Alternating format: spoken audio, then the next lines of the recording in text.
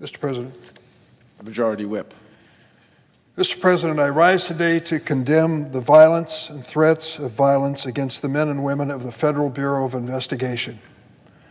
I take these threats seriously.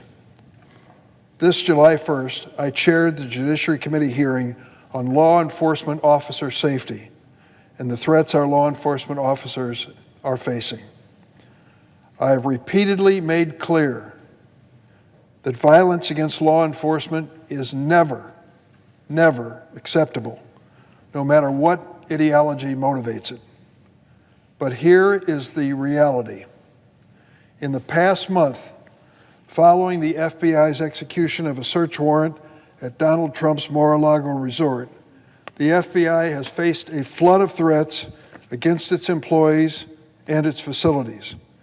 And these threats have been egged on by the former president and his allies. The men and women of the Federal Bureau of Investigation literally put their lives on the line every day to keep all of us safe. They put themselves in harm's way to stop armed criminals, drug traffickers, terrorist organizations, and others who threaten our communities. They serve on the front lines of the opioid epidemic, investigating and holding accountable those who travel in illegal opioids and who illegally prescribe pharmaceutical opioids. They investigate crimes against children and human trafficking, some of the most heinous crimes imaginable. They work day in and day out to combat international and domestic terrorism, and they carry out judicially issued search warrants every day. That's part of their job and an important role that they play in our justice system. Unfortunately, ever since the August 8th Mar-a-Lago search, their dedication has been repaid with a flood of baseless attacks and violent threats. Attacking the FBI for his own political advantage is nothing new for the former president, but the attacks haven't stopped with him. His allies and followers have spewed anti-FBI vitriol online and across the airwaves.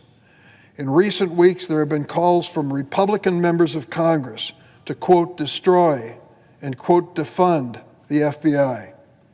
There have been calls from Republican congressional candidates to, quote, gut the FBI like a fish and, quote, shoot FBI, IRS, ATF, and all other feds on sight.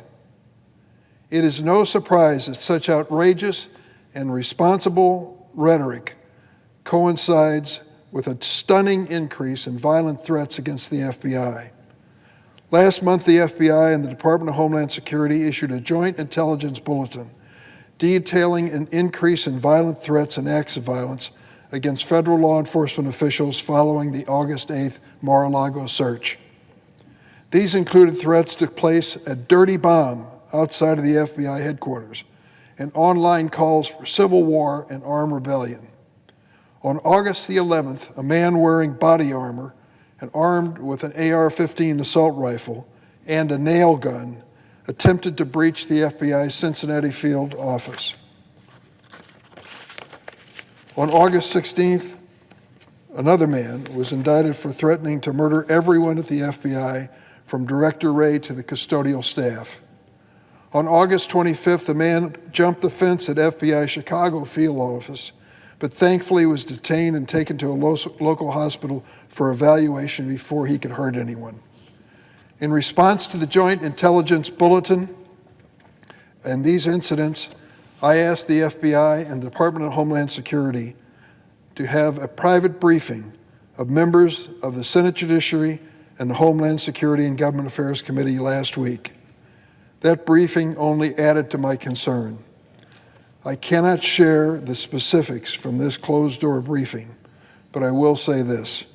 It should go without saying that the men and women of the FBI risk their lives every day on our behalf, but the increase in threats to their personal safety since the August 8th Mar-a-Lago search warrant are shocking. Beyond the direct threats and violence, there are also rising concerns about the public spread of personal information about FBI employees and families, a practice known as doxing. I fear the situation may get worse. Last Thursday, former President Trump kept up his threatening rhetoric against these law enforcement officers. He said that if he were indicted for his actions, quote, "I think you'd have problems in this country the likes of which perhaps we've never seen before. I don't think the people of the United States would stand for it," unquote. That is exactly the kind of language President Trump used after he lost the 2020 election to incite the January 6th attack here at the Capitol. As I have said many times, political violence and threats of violence in furtherance of any cause is unacceptable.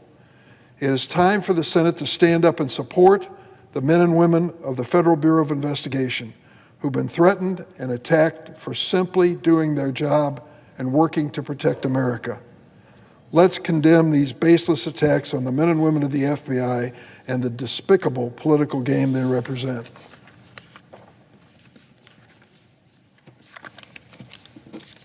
Mr. President, as if in legislative session, I ask unanimous consent that the Senate proceed to the consideration of Senate Resolution 775 submitted earlier today.